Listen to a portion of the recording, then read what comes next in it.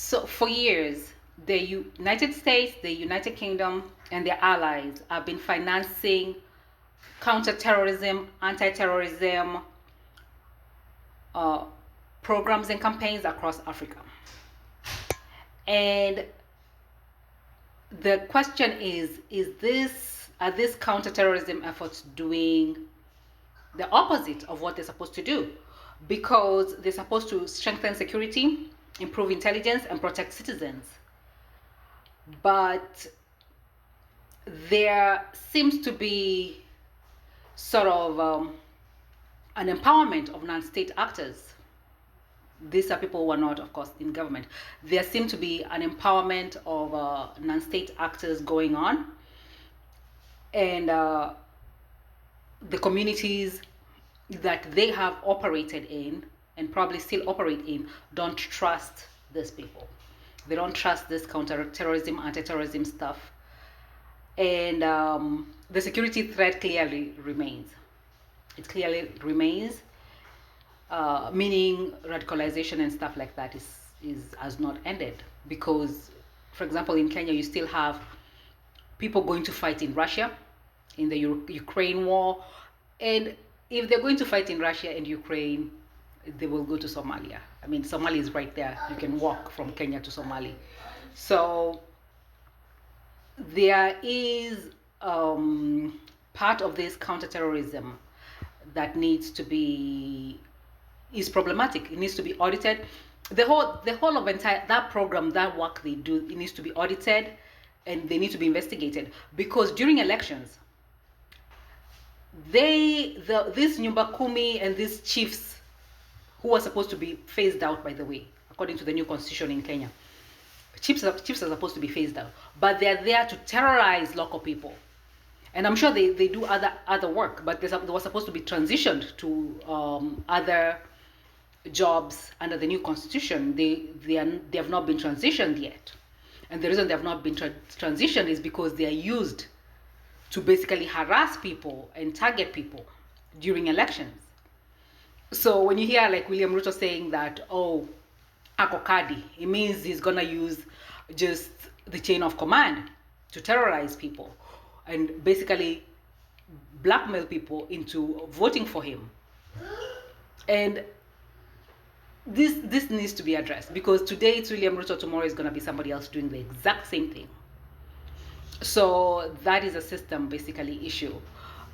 But generally the chiefs were supposed to be phased out. They were supposed to be allocated other jobs within the government and moved around as per the new the new constitution. So with that said, there has to be independent audits.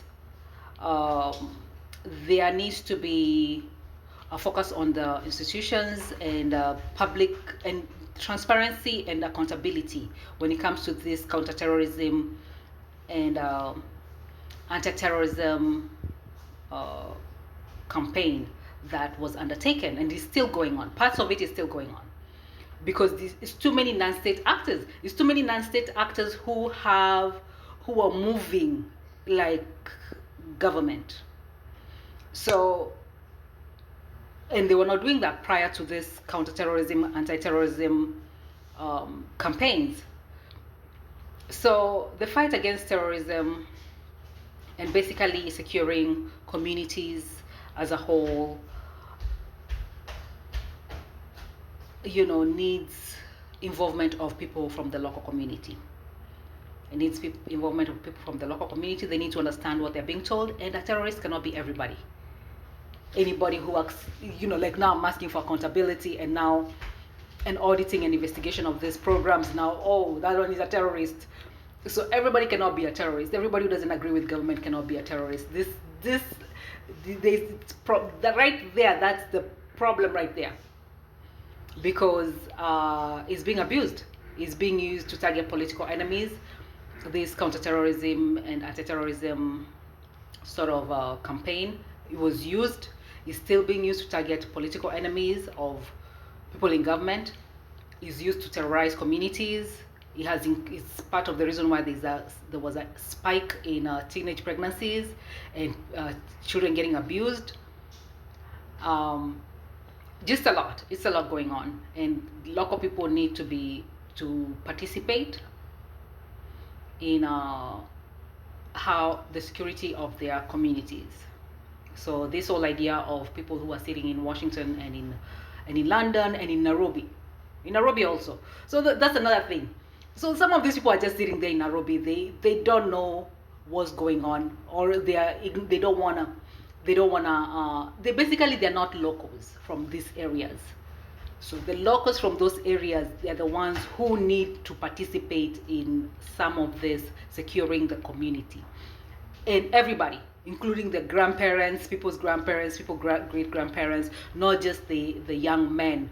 And mostly it's gonna be, who are recruited into this nyumba kumi and all this other stuff. So there needs also to be the money, the way it's allocated needs to be transparent, and locals need to be involved. The local women, the local older people, all of them need to be involved. Thank you, and I'll see you in the next one.